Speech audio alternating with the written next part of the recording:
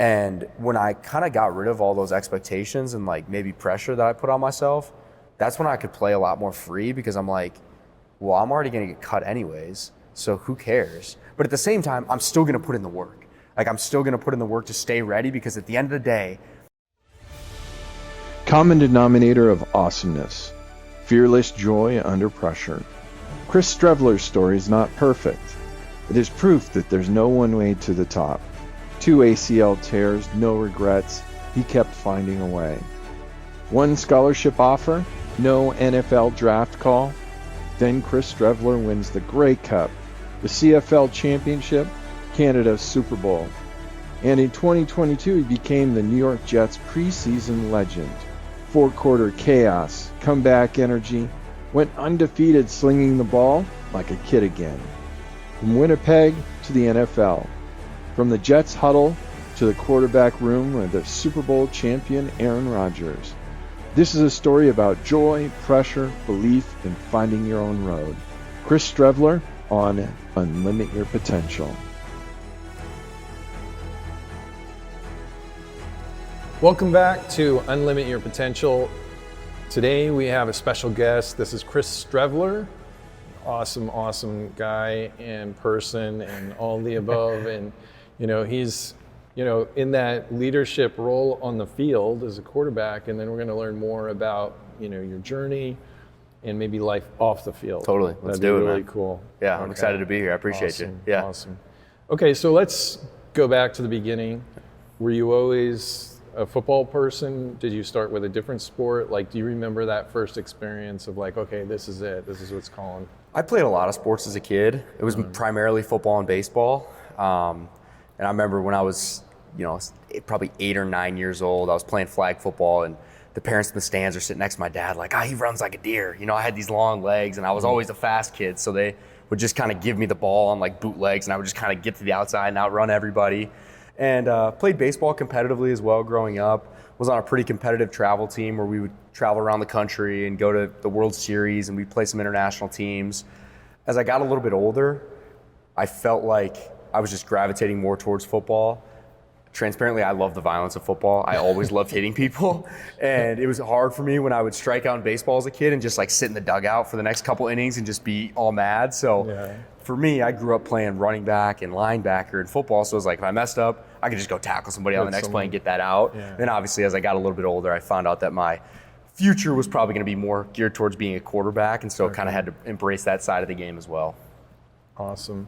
So being a quarterback is definitely a mental game, totally. So to speak. So what did you feel the mental was for you? Was it reading patterns? Was it, I'm sure there's a lot of different areas, but, on the mental performance side of things, what does being a quarterback mean to you? Well, exactly to your point, man, there's so many facets in terms of when you talk about the mental game of being a quarterback. A lot of people want to focus on just the physical attributes, but to me, what separates an average or an okay player from a great player is up here, especially when you get to the higher and higher levels. So for me, we're talking about me as a young kid, and the first aspect of the mental game of football that I had to kind of tackle was, how do I tempo myself down a little bit emotionally? Because I was always I'm a very high energy person, and I would always, 3 hours before games, I'm just like, listen to my pump up music. I'm all amped up before the game, and it was like I was wasting energy. I'd run somebody over, I'd get up, I'd be screaming. Again, wasting energy. And I remember my first year starting in high school as a junior, my coach kind of sat me down and was like, I love the energy, I love the intensity, the guys love it, but we got to just tempo it down a little bit. There's a time and a place. And so that was really my first experience of having to change my mentality a little bit to tailor towards quarterback.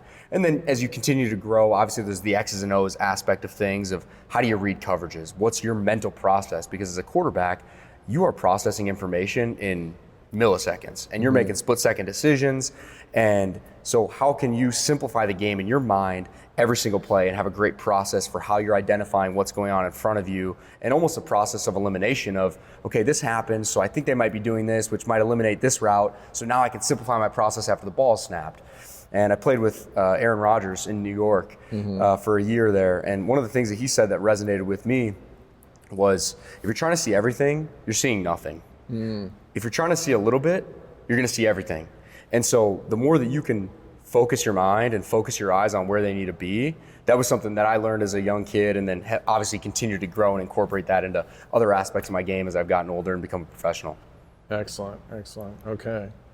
Well, okay, so you bring up Aaron Rodgers. Yeah, I'm jumping all over the place on you. That's fine. I like it.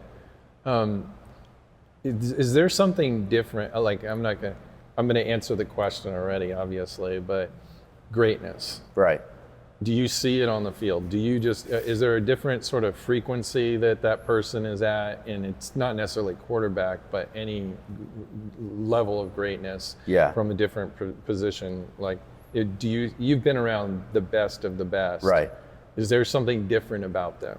And would you include, I would include you in the same argument. I wouldn't put myself in the same category as Aaron Rodgers. I would, I have made it to the NFL, and but I mean, we're talking about one of the GOATs right there. Yeah. But I do feel extremely fortunate that I've gotten to share the room with so many great players. Yeah. And I've gotten to be in the room with some real legends, and it's crafted my game in a certain way. And whenever you're around people that are better than you, it motivates you to be better, and it motivates you to work harder.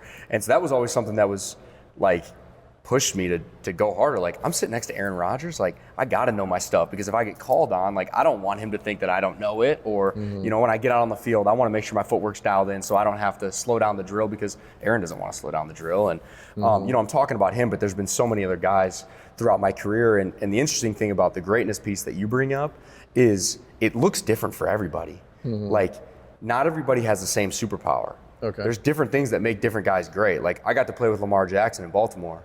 So the thing that makes him great, and his attitude and his energy, is not the same as Aaron Rodgers. Yeah. They're both great in their own way, but the way that they tap into their superpowers is different. Like, Lamar's energy and his excitement for the game, like, I could feel that every day. And I was only there for a couple months, but getting to go out on the practice field with him and be in the meeting rooms with him, like, you could tell that dude loves football. It's almost like a childlike enthusiasm for the game. And that was really, really cool to see, because I always loved his athleticism and things that he did, but he's obviously extremely physically gifted, but then there was that other side of things. Aaron, when you sit down with him in a meeting room, this is like, if you're talking like calculus level football, that's him. And his memory and recall of plays he'll take you back to the minute of a quarter of a game in 2010, and he can recall a play. And there's been a lot of other guys throughout my career, but those are just two different examples of guys that are great, but again, the way that they get to their greatness just looks a little bit different, and same for me too. Like, not that I'm in those guys' categories, but the things that made me a good player was different than those guys. And so how do you tap into that and continue to feed into that as you get to the highest levels? Okay, so we've established that you played at the highest level. Yeah. Now let's go back to the beginning. Yeah. Again. Let's take it back. And let's go through adversity. Let's go through the journey, because I love it. We know where you ended up. The NFL, incredible, especially in that position of the quarterback. Right. What did you have to go through? What are some of the things that you had? I mean, it's I see always the clock full, running right? here. I don't know how much time we got. But, I mean, man, it's adversity, that's the journey. Like, if you want to make it as a professional, it's not a matter of if you're going to encounter adversity. It's a matter of when, and how do you respond to that? And so many people, they encounter adversity and it stops them in their tracks, or they give up and they don't get through it. And I found through my career, I mean, if you want to go through all the adverse moments I've been through, we can, but when you get through those hard times and you push through them and get on the other side, it teaches you something about yourself and what you're made of, and the way that you can show up and continue to persevere through those moments. The latest adversity I'm going through right now that we kind of touched on is I've torn my ACL the last 2 seasons in a row. I tore my ACL, my MCL, my PCL last year, was throwing a pass and a D lineman dove into my knee and just basically completely collapsed my knee. I came back in 7.5 months from that, started our first game of the year, played the entire season. Very last game of the regular season, I go to make a cut, pop my same ACL, both meniscus, have to get surgery again. And you could probably imagine the mental toll that takes on somebody. And for me, it was difficult. And I've been through that again. And so when you know the journey that's ahead of you, sometimes it's almost even more daunting of like, first time you go through it, it's gonna be hard, but you don't really know what the day-to-day looks like. And when you know you're gonna go through it again, and you know what that rehab process looks like, it's difficult. But for me, the way that I always get through that is there's a grieving process, of course, when things like that happen. And it's totally natural maybe you feel bad for yourself, or maybe you're angry. but how quickly can you set that down and focus on what's in my control right now? What can I do to move the needle for myself today? And when that happened to me for the second time this year, it was, okay, am I going to be the guy where this is probably my last year of football? Am I going to go into the facility every day and kind of hang my head and kind of bring these people down around me? Everyone knows what I'm going through. Everyone knows it sucks. Or am I going to be the guy that still shows up with a positive attitude, brings out the clipboard for the playoff game, is charting plays on the sideline with a headset and getting dudes water? Like, how do I want guys to remember my energy and the way that I carried myself in a diverse moment like that?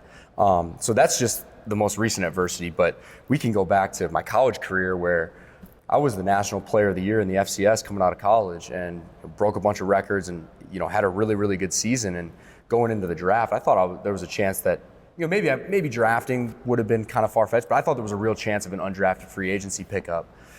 NFL draft comes and goes. I don't hear anything. 3 days go by, I still haven't heard anything. So I end up going to the CFL right out of college. I didn't even get an NFL minicamp. I didn't even get a tryout. So I went from thinking I might go to the NFL to now I'm in the CFL. And my mindset through that was always, okay, well, I get to play professional football. How can I focus on this opportunity right now? How can I be where my feet are and make the most of this? And because of that, played well my first couple of years. We won a championship my second year. I ended up getting tryouts in the NFL and ended up making an NFL team. That's something I like to share with young athletes specifically, because in this world that we live in now with social media and all its outside noise, it's so easy to look over here and be like, look at this opportunity this guy's got, or look at what this guy's got. And I always use my example as, well, I could have been doing that when I didn't go to the NFL, but I embraced the CFL. I focused on what can I do today? How can I embrace my process and get better? And I ended up having a 4-year NFL career out of that as someone who didn't even get an NFL tryout coming out of college. So those are just a couple examples, but we could go on and on about the different adversities of, I've been cut 5 times in the NFL and had to kind of claw my way back there. There's just been so many things throughout my journey. And to me, it's all about how you overcome adversity and continue to persevere through that. So when you go into the office, is it an office situation and they say, we don't need your services anymore? Like, how do you get cut? What's the process? Well, it's different every time. It's different every time. So the first time I got cut, I was with the Cardinals. I was on the Cardinals roster all of 2020 and then all of 2021. And I want to say it was like week 12 or 13. So we're like 2/3 of the way through the year. At that point, you're kind of thinking, okay, I'm on the team. I've been here for 2 years. I'm going to be here through the end of the year. I had actually just closed on a house like the week before. It's bye week, it's a Tuesday, and I'm taking a nap on my couch. Thanksgiving is in 2 days, and I wake up to a call from the head scout. And the head scout, like, if he's calling you, something's going on. Like, that's not a phone call that I'm regularly getting. I answer the phone. Hey, Strev. Most people just call me Strev. Hey, Strev, what's going on? Oh, it's nothing, man. Just chilling. What's going on? It's like, hey, did you see the news? I'm like, no. He's like, yeah, it just leaked on Twitter. We're about to cut you tomorrow. So go ahead, just bring your iPad in, bring your stuff in. Like, we'll have a garbage bag in your locker. That's the first time I got cut. Okay. And I'm sure you can imagine how that feels for someone when you just bought a house. You've been on the team for 2 years and you get a phone call saying it just leaked on Twitter and you woke up from a nap that you're going to get cut. So that was a really, really hard moment for me, but it showed me. My fiance now, we had kind of just started seeing each other. She was there with me through that moment and how hard that was, and she knew how to be there for me. And you see how the people around you stick by you in those hard times. And that's another moment where you've seen so many people get cut that you kind of like hype it up in your head in a way where you don't know what's going to happen. It's so uncertain. And then it happens to you and you just feel like the world is closing in. But then you start to just pick up the pieces and figure out what's next. And then 4 days later, I was on a plane to Baltimore and I signed with the Ravens. So that's how I got cut from them. I ended up getting cut from the Ravens after that season. Then I signed with the Dolphins in the off season. Going into OTAs, they ended up drafting a guy, and I got cut on my off day there again. I was kind of in the facility getting some extra throws with one of my buddies, and I saw the little scout guy come up, and I was like, I looked at him because I had been through it 2 times. I'm like, dude, no. He's like, yeah, the GM needs to see you. I'm like, oh my gosh. So then I got cut from there, and then that's when I signed with the Jets, and I had a pretty unbelievable preseason after I ended up signing with the Jets after being cut multiple times in the course of like 6 months, and kind of had to claw through that adversity as well, and ended up having some success there. Okay. Yeah. No, thanks for sharing that. Yeah. What would you learn through? I'm sure you learned a lot of different lessons, but what I've found is my story, which I think you've heard a little bit of the story, which is starting really late and overcoming maybe an adversity in a different way, or just the odds are against you, and everyone else has started when they were little, and you're starting it as a young adult. And wanting to go to the Olympics and being able to achieve literally everything except for go to the Olympics and get as close as you can get, like I'm the next guy. I've found that people can relate to that failure a lot more than they can relate to being a national champion or the success stories. So you've been on these amazing teams and been an amazing contributor. But the part that I think a lot of us can relate to is how did you deal with the failure or the, how that must have felt and how you keep coming back for more. Because the reason is, I use this example all the time, is Tom Brady. Right. I mean, you probably know it really, that's really the guy well. I looked up to as a kid growing up. Yeah. So, he was like the backup quarterback for an 0-9 team in high school, I think is where he started. Yeah. And then he was 7th string, I think, in college. Yeah. And each step of the way, I'd keep, saying, and this is the eventual GOAT, like 7-time Super Bowl champion. Even Michael Jordan has 6. This guy has 7. Yeah. And he was overlooked left and right and had to fight for the rep, and that one rep had to be as good as it possibly could be. Right. Speak to that a little bit of like, how do you feel, your life has unfolded to where you can, share with others and, give them some sort of guidance? Because a big part of, I think, success, ironically, is showing up. Right. Just one more rep or one more attempt or my mantra in the morning is just stick with it. Yeah. Because I don't know what's going to happen, and my mind's trying to figure out is this going to be a good thing or a bad thing? A good thing, bad. We all deal with it every day. Yeah. And so I literally say out loud, just stick with it. Right. So how do you approach this, whether it's on a football field or in life? Yeah. Well, I love that mantra, just stick with it. And I actually put something on social media, and I've been telling everyone, my personal motto for this year is I'm going to get shots up. If the ball comes my way, I'm shooting it. If I miss, it doesn't matter. The ball's going to come back to me. I'm going to shoot it again. I'm not going to make every shot. But what I mean by that is I'm just going to continue to put myself out there and put my best foot forward every day. Yeah. And eventually, shots are going to start to fall. I might miss 20, but maybe I'll hit my 21st shot. And so I think it's kind of the same thing. Just stick with it. I'm just going to shoot the ball and continue to put myself out there. So that's kind of my mindset right now as I start to transition away from the game and into the next phase, because there is a lot of uncertainty, and I'm kind of stepping into something completely unknown, and that can be hard at times. So that's my mindset for that. But going back to the adversity piece, you brought up Tom Brady, and I love the documentary. It's called the Brady Six, and he was drafted in the 6th round. There were 6 other quarterbacks taken in front of him, and he's sitting at home watching this draft unfold. Am I going to have to go sell insurance? What's going to happen to me? And you talked about some of the other adversities he had been through, and I can relate to that with my own journey, because I just feel like when you go through hard things, that reveals your true character. That really reveals what you're about, because it's so easy to be that high energy guy or super happy and treat people the right way when you're the top dog and you're undefeated and you're throwing touchdowns. What happens when you just threw 4 picks and you lost a game and you got booed off the field and you're on a 4-game losing streak? How do you show up? That process can't change.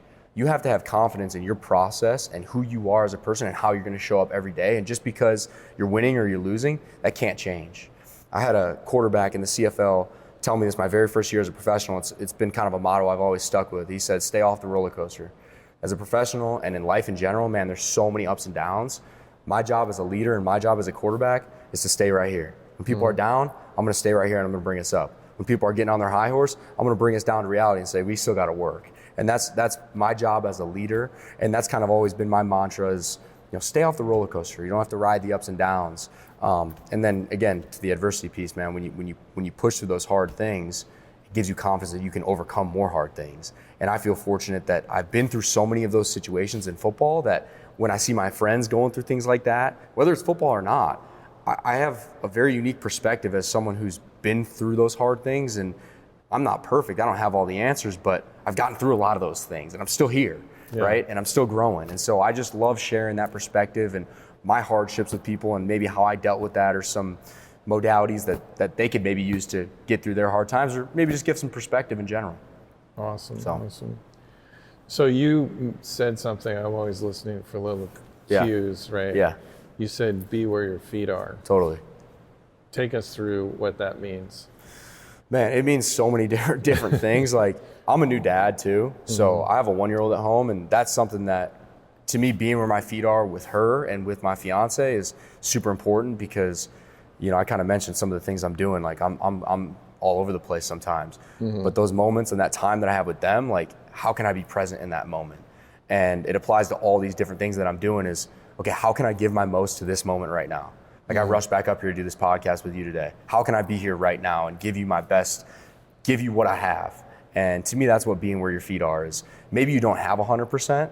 Maybe I got 75% for you today, but I'm going to give you 100% of that 75%. I'm going to give you everything I have. And to me, that's what being where your feet are means. That's awesome. Yeah, I always say this to people that I'm working with or anyone that I'm talking to, is that if you want to be great at something, you got to raise the floor. Yeah. Don't focus on the roof. Totally. So it's that overall. So as you're coming up and you're making headway, was it your family? Did you have did you have a mentor? Did you have coaches? I love those stories of, like, my own story is that I was actually second in the nation my second year, my sophomore year, and my junior year, and my coach would say this thing to me and say, Seth, why are you apologizing for your greatness? Yeah. He was a world record holder, yeah. so he could see something.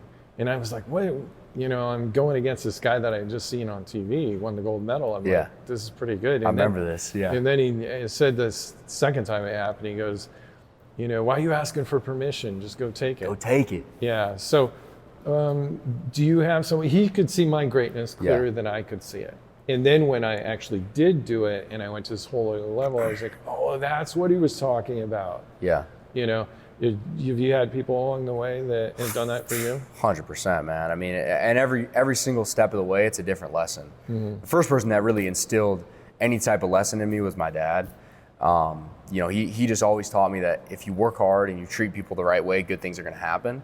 And as a kid, I didn't necessarily understand his work ethic, because I just didn't. You don't know. You can't really appreciate your parents in that way.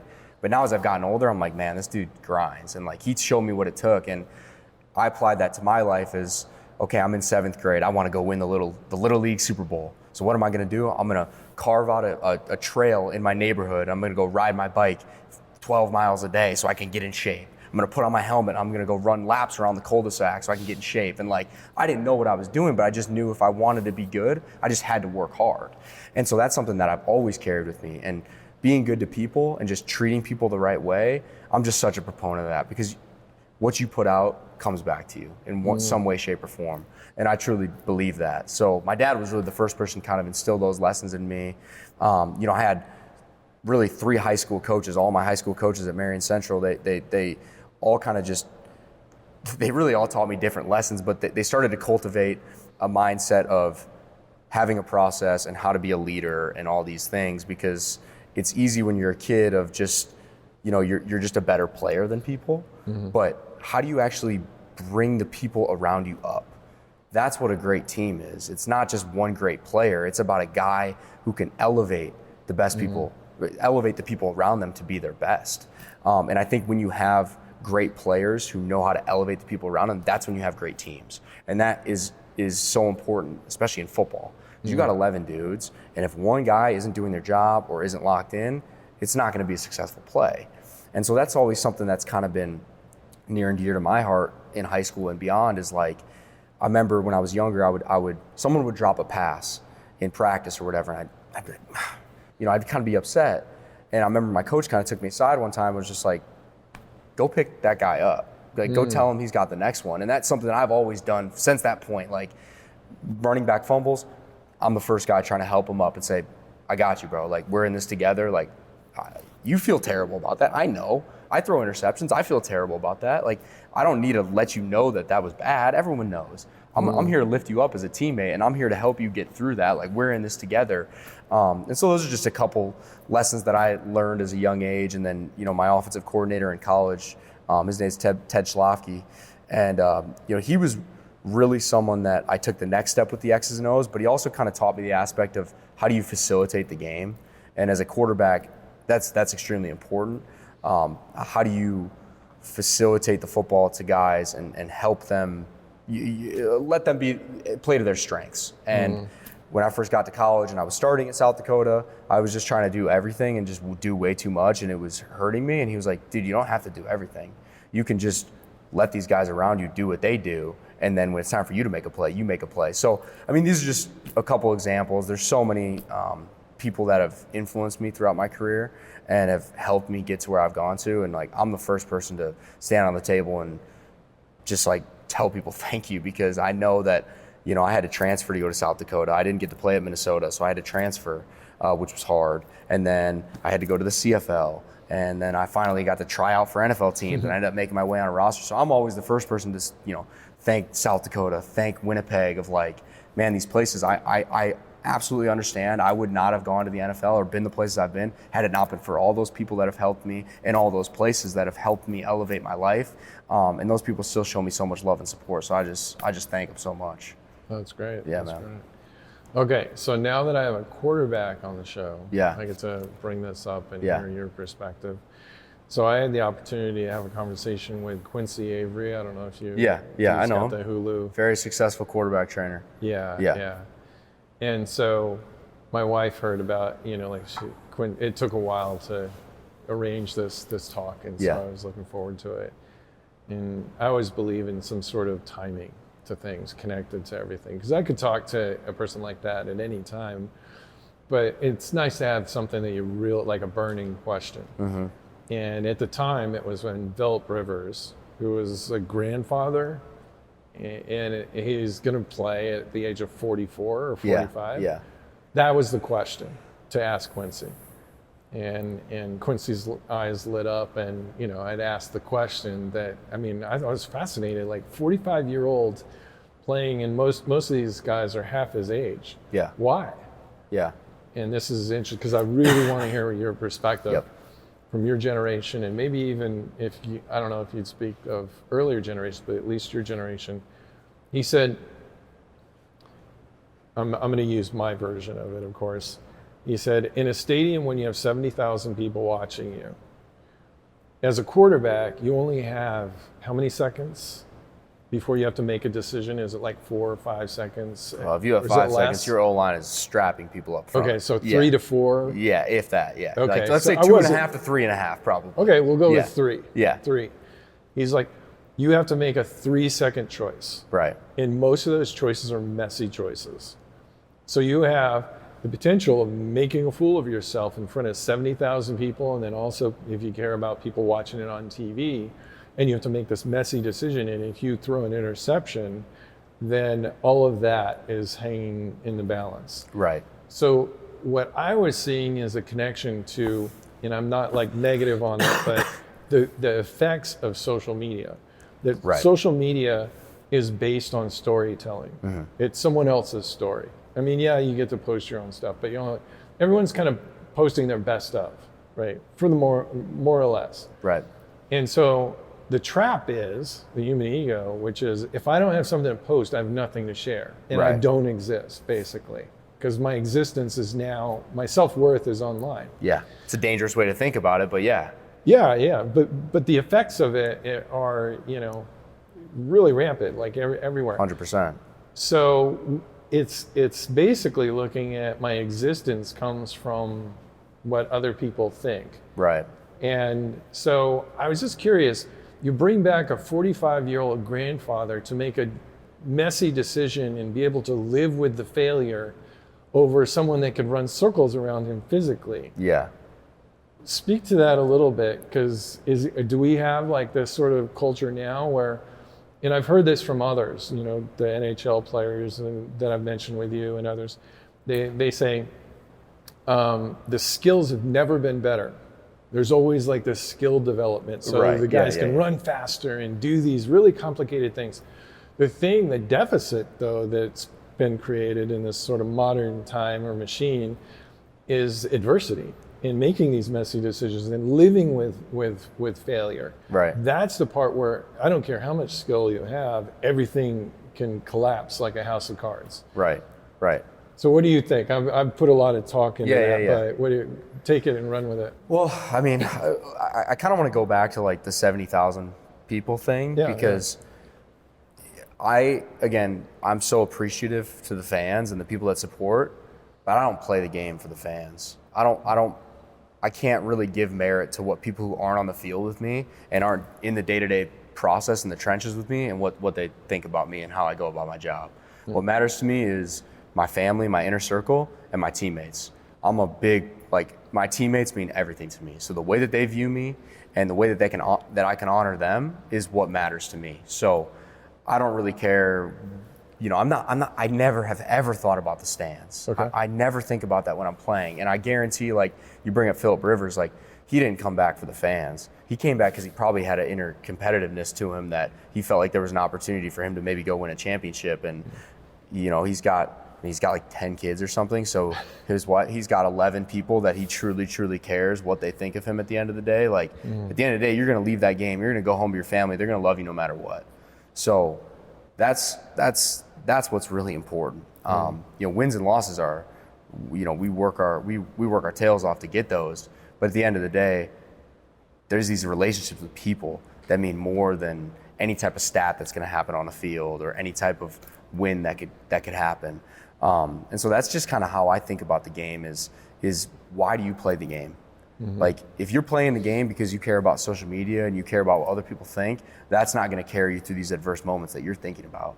The minute that things start going bad and these fans aren't cheering for you, you're going to have nothing to stand on at that point. So what motivates you? What's your why to play the game?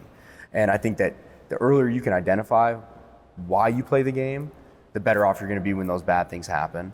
And you'll be able to get through them, because that social media and that external praise that you're getting, that's going to come and go. Even if you're the best quarterback of all time, there's still going to be people that are naysayers, and you're going to retire at some point. Those people are going to disappear. So why do you get up every day? Why do you work hard? And who's this inner circle of people that you truly, truly care about what they think?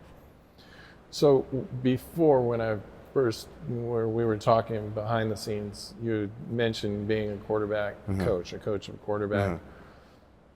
How do you broach that with him of his why? That's a big question, and that's an ongoing question. Mm-hmm. How do you kind of penetrate what's your why? Do you go into that? Totally. What is your why? I'm really big on attacking. Obviously, we do field work, and it's extremely important from the mechanical aspect, but I'm also really big in the mental aspect. And all the kids that I train with, they'll tell you that I love to go down the rabbit hole mentally with them and just ask them questions. And I truly invest in what they're going through. I always tell them, hey, if you need somebody, just give me a FaceTime. I've more than likely 99% been in the position that you're going to be in if you're struggling with something. So use me as a resource. And in terms of guys, why, I just try to push them in the direction of what's your process? What's your process on a daily basis? Everyone, you want to go Division I, you want to go to the NFL, that's great. Okay, how are we going to get there? How are you going to start to make small changes in your life every day to slowly move the needle? Because it's not about some big effort one day where you work extremely hard and then you just fall off. It's about stacking days and doing the right things every single day. And you talked about Kobe before we started this. And I think that's kind of the Mamba mentality is if I get up at 4 a.m. and I get a workout in before anyone else is awake, by the end of the year, I've done 365 more workouts than everyone else. And I've kind of applied that to my mindset as an athlete. And I try to apply that to the kids too of hey man, 10 extra minutes a day over the course of a year, that really adds up and you're going to get better. So take these things that I'm teaching you on the field. Sure, we're on the field for an hour and a half or we're in the classroom, but take these things and continue them on your own. Because it's not just about doing it one day with me. It's about how are you going to apply these things to your life and continue to move the needle when somebody's not holding your hand, because there's not always going to be someone to hold your hand. Awesome. So you did just mention that you're big into the mental side of things, and we like to share tools on the show. So if you have anything that you're willing to share, what are some of the things that you have the guys do? Just simple things. Because you're getting really... someone that's not necessarily in a competitive space. Yeah. use it as the metaphor of the battlefield, right? Where Yeah. bullets are flying, it's about doing something. It's not about knowing something, Right. right? We know everything we need to know, basically, with all the information that's out there. It's what are you going to do when it's really uncomfortable and everything's on the line? Right. How do you help someone with the tools? Do you have any tools? Well, that process starts before everything's uncomfortable and everything's on the line, as you know, Yeah. right? You don't just jump into the swimming pool in the national championship race. It started way before that. And so that's what I always tell guys is like, okay, let's come up with a process right now for how you process information. You talk about muddy decisions. I mean, you can't see sometimes what's going on in front of you because you got these 6'6" guys. So how am I processing information before the ball snapped? What was my film process like before the game even started? How did I break that down? Because it all just adds up throughout the week, and all the work, to me, the week leading up to the game is the hardest part. That's when you're putting all your work in. And then the game is just the test for how much you prepared. And so that's how I always kind of frame this to guys, is like, let's put this work in on the front end. That way we get to the back end and we have the test, which is the game. We have all the answers. And so that's one thing I preach to guys. The other thing that I've become really big in as my career's progressed is like just breathing and visualization. I think the more that you can put yourself in that position before it happens, the more ready you're going to be for it. And that doesn't just apply to football or sports. Like, that applies to everything. Like, you're going to get on stage and give a speech. Okay, have you put yourself in that position? And the more realistically you can make it feel, the better you're going to be. Like, can I get my heart rate to feel like that? Can I get my palms a little sweaty? Like, can I feel the environment? Can I see the people in front of me? The more realistic you can make that, can you hear the stadium? All of these things. That way, when you get there, you've already been there in your mind. And I truly believe in the power of that, of putting yourself in those shoes. That way, when you get there, you feel more comfortable. You've made the right decision. You can take it another step further with football of, okay, hey, I'm in the stadium. It's 3rd and 7. Okay, what do they like to play on 3rd and 7? Okay, that's what I see. Okay, we're running this play. Where am I going to go versus this coverage in this play? You can play the game out in your head beforehand just by doing those things. And not that it's always going to be that clean and clear cut in the game, but you've been there and you visualize those things and you've worked that process. So I think it all kind of goes back to having a process, but then being able to slow yourself down with your breath and breathing, being where your feet are, being present in this moment. You throw an interception, people are mad, you're feeling the pressure. How do I flush that? How do I move on and drop it? These guys around me still love me, okay? They're with me. These people might be mad, but they're with me. I'm back. I know I've been putting in the work to be here in this moment, so let's go make it right. And that's kind of how I've always thought about things, and I try to share that with guys, that you're going to make mistakes, you're going to be in uncomfortable positions, but let's put the work in leading up to that so we can push through that and get through it on the other side. Okay, so you said some big ones. Yeah, so we're yeah. going to slow it down. I'm just going crazy over here. It's Sorry. good. No, this is all great. So the first one would be breathing. Yeah. So are you talking a reset breath? Are you talking about like a breathing pattern, like box breathing? What type of breathing are you talking? Are you just talking about being conscious of your breathing? Yeah, I mean, you're probably further down the rabbit hole with that than I am, but I'm just a big 4-second in, 6-second out. Do a Okay. couple of those and just try to slow down my heart rate and calm myself down. And for the listeners, when you breathe out a little bit longer than you breathe in, you're getting the parasympathetic. So you're like calming your nervous system. Yeah. It's kind of like a hot wire of like, okay, everything's okay because I can breathe out longer than I'm breathing in. Right. Just to throw that in. Okay, so next would be visualization. When you visualize things, I have two big questions. One is, do you choose to visualize? This is a mistake I made. I've learned all these like on the back end, like, gosh, I wish I would have known this. Yeah.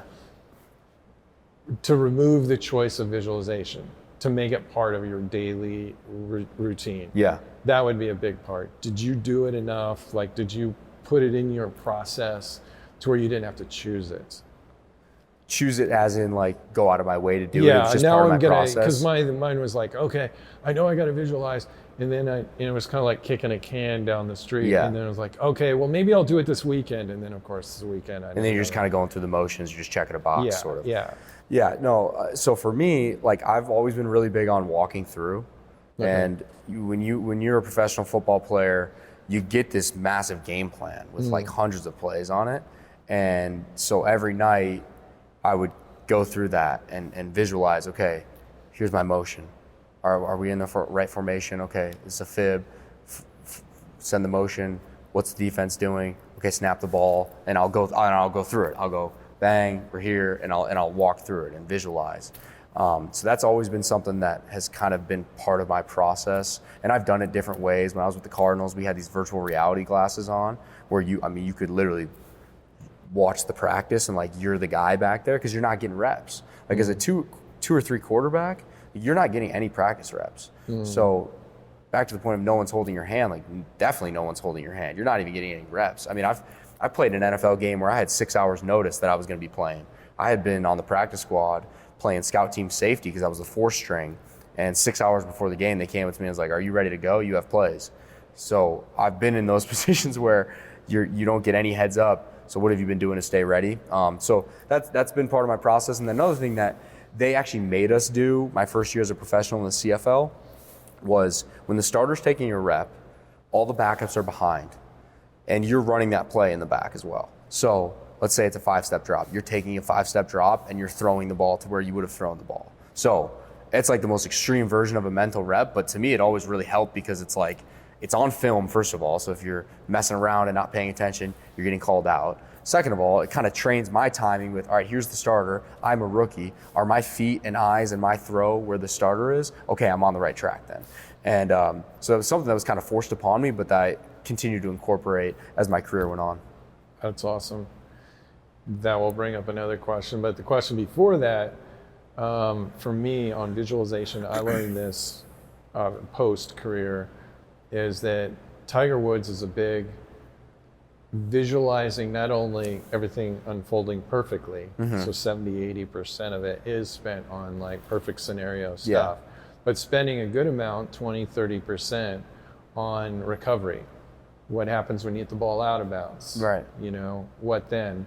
Then I learned that Michael Phelps was doing the same thing, is that he was visualizing 70-80%, everything's going right, but then for him it was, you know, the suit rips or the cap doesn't work or your goggles fill up. And it actually happened in China at the Olympics. He goes into the finals and his goggles, like he dove in and then they came back on. So that's like the worst of the worst, like you're swimming blind. You can't see. But he had visualized it so that it wasn't a stigma. It wasn't a bad thing. It was just, oh, this is version, I don't even want to say B. It's just a different version. And I've counted my strokes in my visualization. I'm very comfortable with this. And then he swam to a world record, basically blind. That's crazy. So that's one of those simple things where I was like, damn, I wish I would have known that at the time. It makes perfect sense. Now, being in a team sport where a lot of unpredictable variables, did you visualize like adversity? Did you visualize things not unfolding smooth, the messy, the muddy? I think just being 100% honest, like my natural predisposition is like to visualize things going wrong.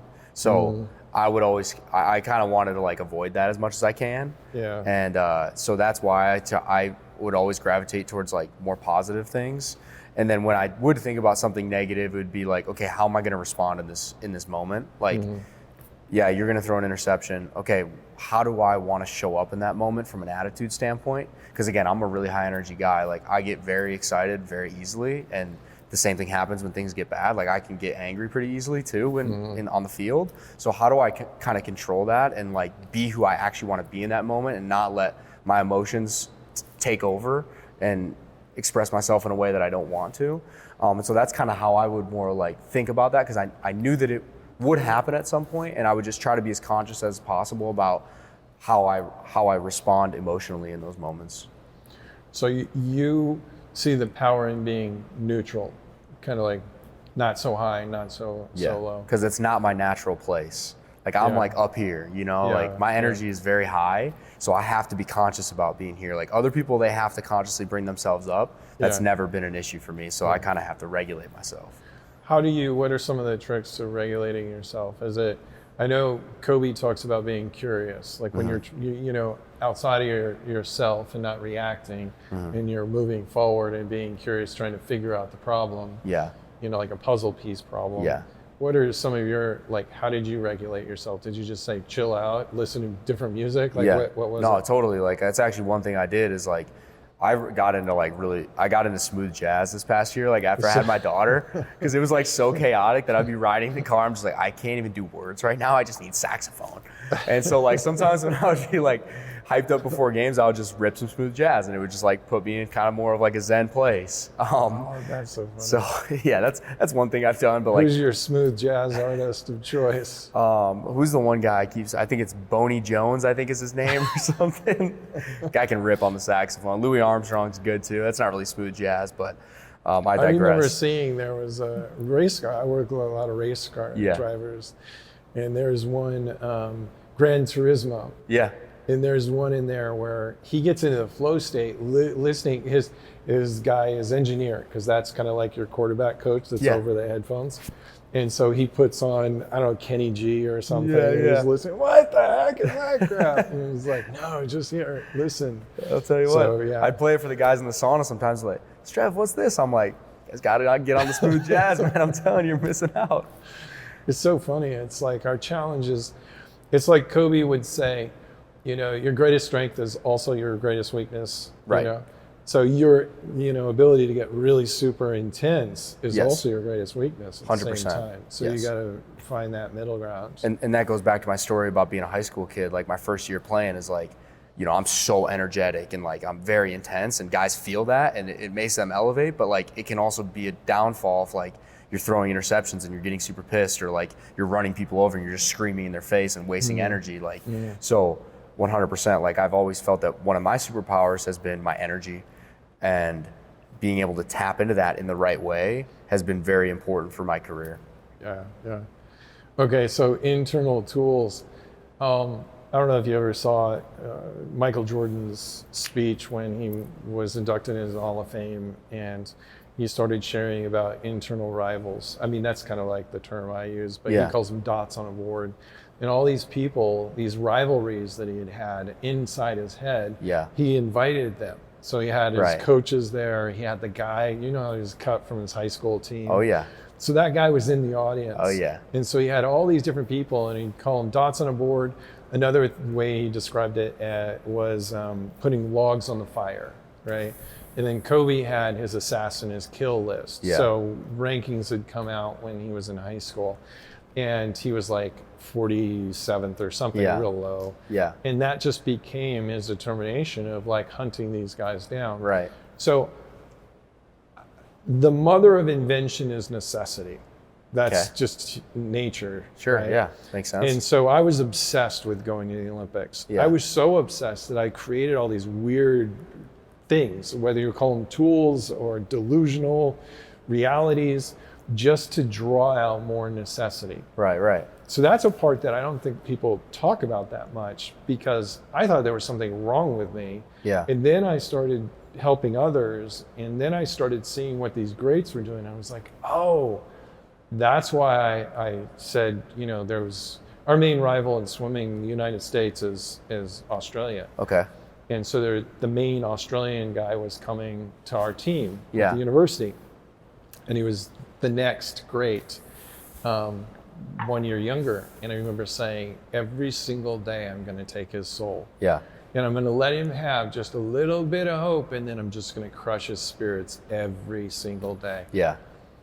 And that was really twisted. I never admitted to anyone until I started doing what I do now, to say, you know what, it made sense because it created such a level of intensity, right, where I could just draw the greatest amount of effort, because you got to find it. You just got to find it. And that's another part that I don't think people talk about, right, is if you want to be great, it takes or the way Jordan would say it, if you want to be extraordinary, it takes an extraordinary amount of effort. Right. And it's your responsibility. It's not your coaches, it's not your parents, it's not your buddies. It's your responsibility to find out what motivates you. Right. And that's going to change. It's going to be a target that moves with time.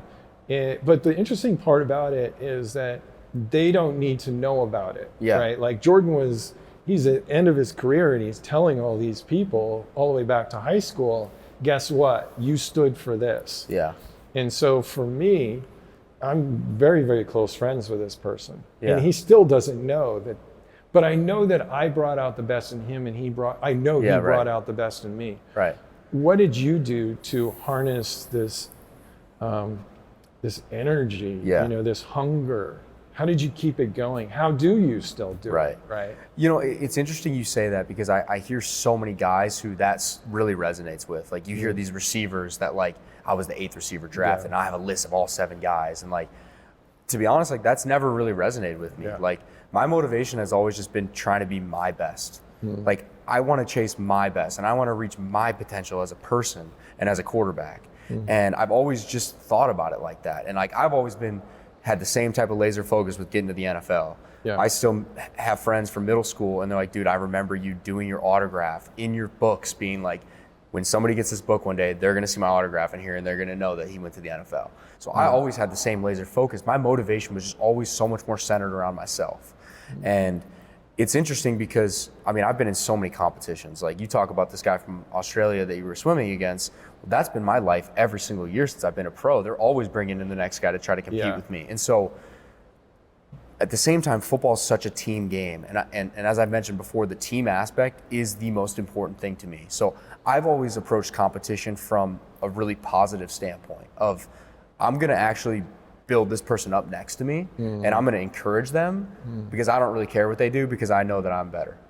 And that's just the belief. And not that I won every competition or that I'm the best quarterback in the world, but that's the mindset, is like, I'm going to encourage you because it's best for the team, and ultimately we're probably friends.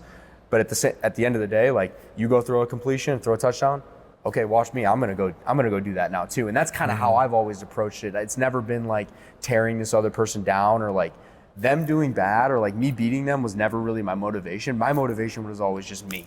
And how do I look in the mirror tomorrow and say, all right, I got better today, and how do I continue to do that every day? And I'm just so big on like running my own race and just trying to outwork people. And that's always kind of been like my motivation of like, I'm going to work harder than people, and I'm going to just do a little bit extra. And that's always going to be kind of like my edge over people, because I was always a good player, but I'm not the most talented guy in the world. Like, I was not a 5-star recruit, or I had 1 scholarship coming out of high school.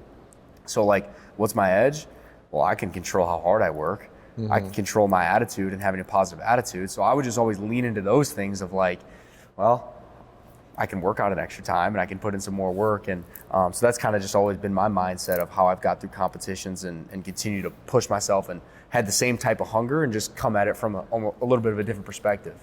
Yeah, it's fascinating because there's no one way. Yeah. It's being more and more self-aware of knowing, if I push this button, does it do anything? Yeah. Right.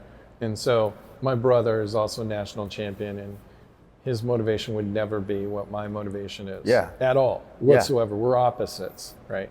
But his was, I want to beat my older brother. Yeah. So they would basically put us like 2 horses. Yeah. They'd put us side by side. Yeah. And they knew that was bringing out I didn't even know. I was like, my brother's really good at losing. Yeah. That was Yeah. And they're like, no, he friggin' hates losing to you. Yeah, yeah. And that's why we put him so close to you. Because it would just keep pushing him and pushing him. Yeah. And then when he was in the Nationals, like he's in Nationals. I had been done with my career, and he's a dark horse. So he wasn't supposed to be in the race. Yeah. All these big names, fastest race ever. And he's circle seated, so he's on the outside. And right before the race, it wasn't so-and-so, do this, all these sort of strategy things. It was, your brother did this. Yeah. You can do this. Yeah. And that's all he needed That's to all he know. And he needed. goes out and wins the national championship. But to him, that was his motivation button. Yep. So it's kind of searching for what works for you. Yeah. Well, I had somebody tell me something when I was in the NFL that also resonated with me. And they said, there's literally millions of people that want your job. So what are you doing today to keep that and stay in front of them? And that was kind of like always my invisible motivation of like, man, all these people are working hard. Like, they want to come take my spot and take my job. Okay, what am I going to do today to stay in front of them and keep my foot in the door? And so, it's not a physical person, but it's these imaginary people that are chasing me. So I got to continue to work and run my own race to stay in front of them. Yeah. And I know that with Jordan and with Kobe, they both had expressed this, that one of their motivations on games was the guy with his son up in the nosebleeds, and this is the one game they will see their entire life. They saved up, and this is the moment. This is it. Yeah. And if he just phones it in or doesn't even come in, then, what about those people? Right. So it's just finding all these ways to motivate us. Yeah.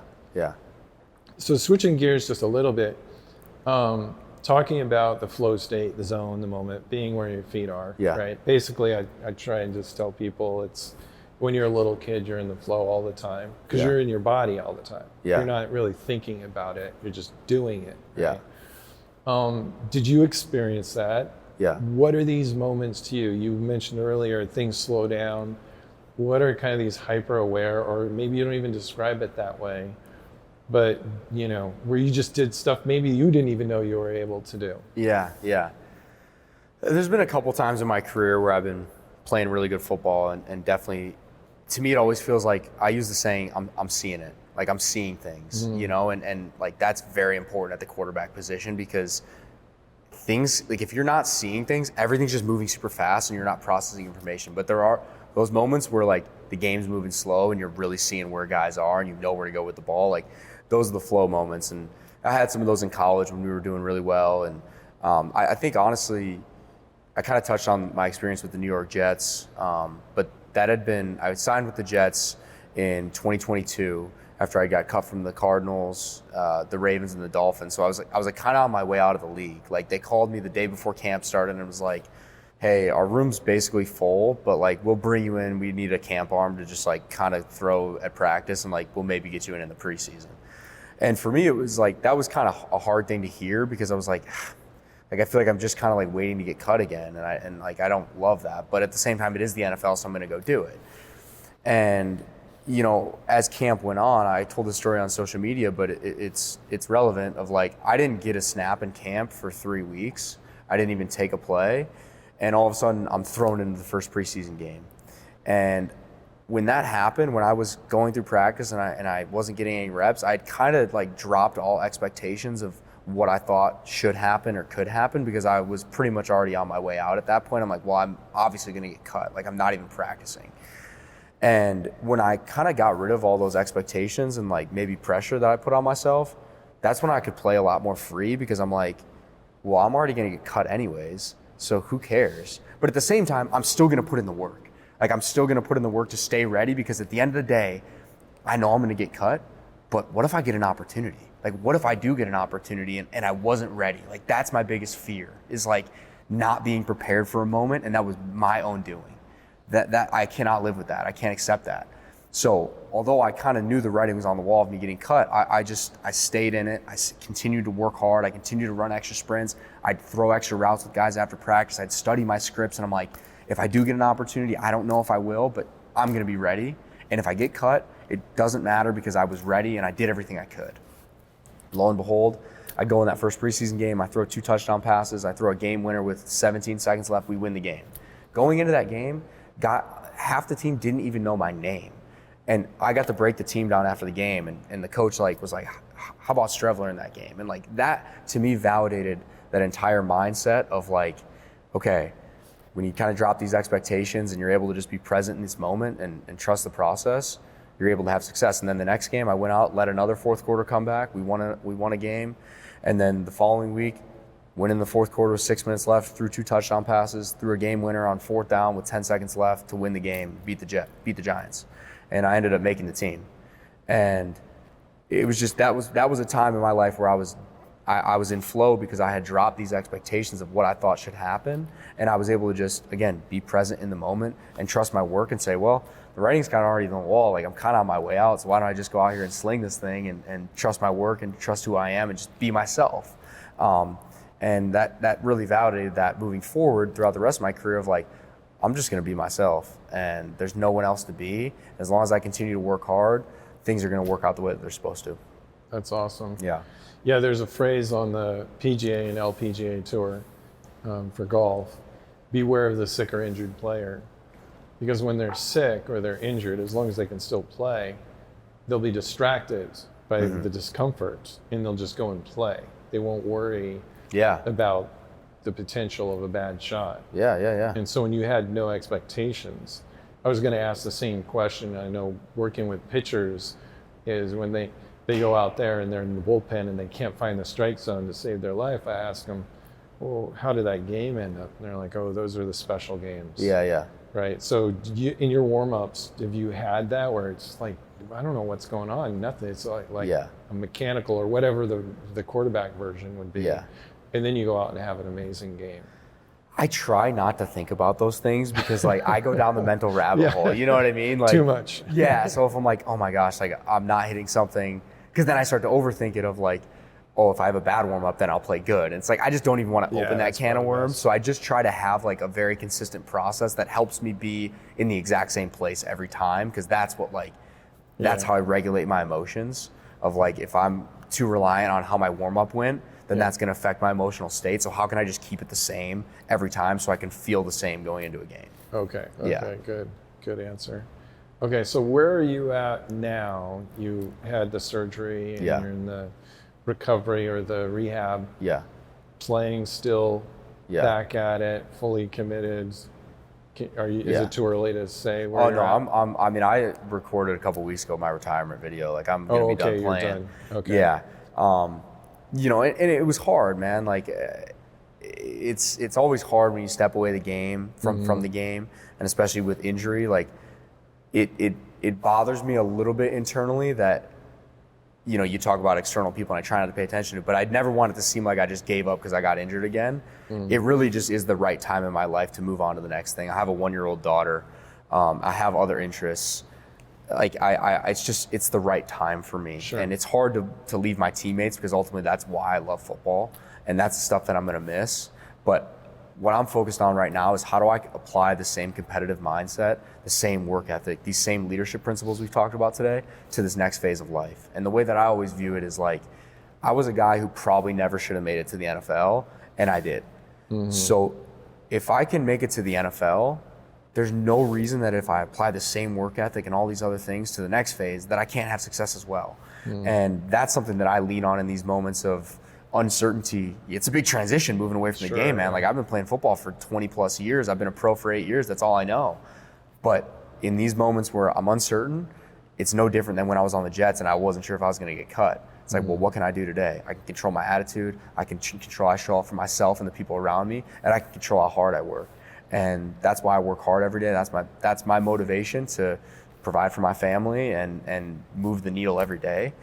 So yeah, man, I'm gonna retire and move into the next phase of life and all these different things that I'm doing. Yeah, it sounds a lot like Kobe. We were talking about Kobe, earlier. Yeah. And Kobe had seen someone get cut early when he was 20 years old, and he realized whether it was getting cut or an injury, like, man, this could happen to me. Totally. So then he started exploring life after, and he sounded like you sound like him, of using the same principles going forward, same level of curiosity, same level of failure, having to go out there and try and do things and get a little bit better, and, over time, find it. It's all about just like reps and putting yourself out there. Like that's how I look at it. Is like, how do you get better at anything? You just got to get reps. Yeah. And whether it goes good or bad, you're going to learn something from that. And then you're going to stack another rep and another rep. And that's just kind of how I think about it. And I mean, I'm here with you today because I went to the butterfly effect and my fiance connected me with Judy. And it's like, I didn't know anyone. I just put myself out there and showed up at this event, and now I'm here today. And I'm just such a believer in, if you have these conversations and just go shake somebody's hand and tell them who you are and what you're doing and what you're about, maybe something comes of it, maybe something doesn't, but you got to put yourself out there. And so that's really what I've been focused on is, I'm saying yes to opportunities, and I'm having meetings with people, and I'm networking and just putting myself out there as much as I can. Awesome. Okay, final question, just pep talk, right? Yeah. Take on the name. What would be your suggestion to people out there, anyone, whether they've touched a football or they're not even an athlete, like what would be something that you'd share with the world that you think is really important? And it could have been something we said earlier and you're just re-emphasizing, or something new, but your window of like, what would you suggest to the next person? Man, if you control what you can control, and you focus on those things every day, good things are going to happen. That's how I live my life. And my 2 things that I control, my 3 things, my attitude, my effort, and my work ethic. Those are the 3 things I try to control every day. And if I do that every day and I maximize that, at the end of the day, when I put my head on the pillow at night, I'm at peace. I can wake up, I can do it all over again. So for anyone out there that's just kind of like uncertain about what's coming or maybe going through a hard thing, focus on those controllable things, because there's a lot of external things happening in our lives right now that we don't have control of, and it can be scary and it can be frustrating. But when you put your focus internally on what I can do today to move the needle for myself and move the needle for the people around me, that's when you figure out what your process is, and that's where you figure out what your why is. So focus on that, and it gets you through any situation. Awesome. Well, I really appreciate you coming in. Thanks, man. I was This was looking fun. forward to this. This was Kind of good. went down the hour and 6 minutes, man. We kind of went. Flow state, right? Yeah, it really does. This is cool. So, chance to promote. So, tell Yeah. us what you're up to. Sure. How people can get a hold of you. Yeah. You know, anything you want to share. Well, let me plug the dating app that Go for me it. and my fiance are founding got a partners great of. name. So it's called Going Steady. Yeah. We just launched here in Arizona last month. We're in the App Store, wherever where you can find apps. And it's a new values-based intentional dating app. So we've kind of tried to address some of the pain points with the current dating app and the state of dating apps, if you will, and slowed that process down and made a platform for people who want a real relationship, want to ultimately get married, and want to have kids. So it's been a very exciting thing to jump into. We're also doing a ton of events around the Valley. So we just did an event at Global Ambassador.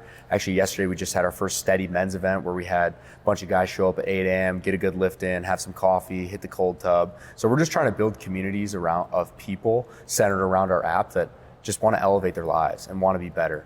And we kind of think that those things go hand in hand with relationships. If you're chasing your best self, then you're going to be better in your relationship. And if you're a single person, you're going to be ready for that person that you're supposed to be with when that time comes. So it all starts with these controllable things, working on yourself and trying to become the best version of yourself so that you can be that best version when you do find your person. So it's something that's been very exciting, and I'm sure you can tell as we've gone through this conversation, I love connecting with people and just like being out in the community and talking to people. So that's been super fun. I also do some public speaking and just like sharing my journey on mindset, overcoming adversity. And we talked about a bunch of stories, but I got a bunch more on throughout my journey, and applying those to business and life. And as I journey into being a young entrepreneur, like all of these things are carrying over. So I just love to share my perspective with athletes and businesses. I do quarterback coaching here in the Valley, ground up quarterback.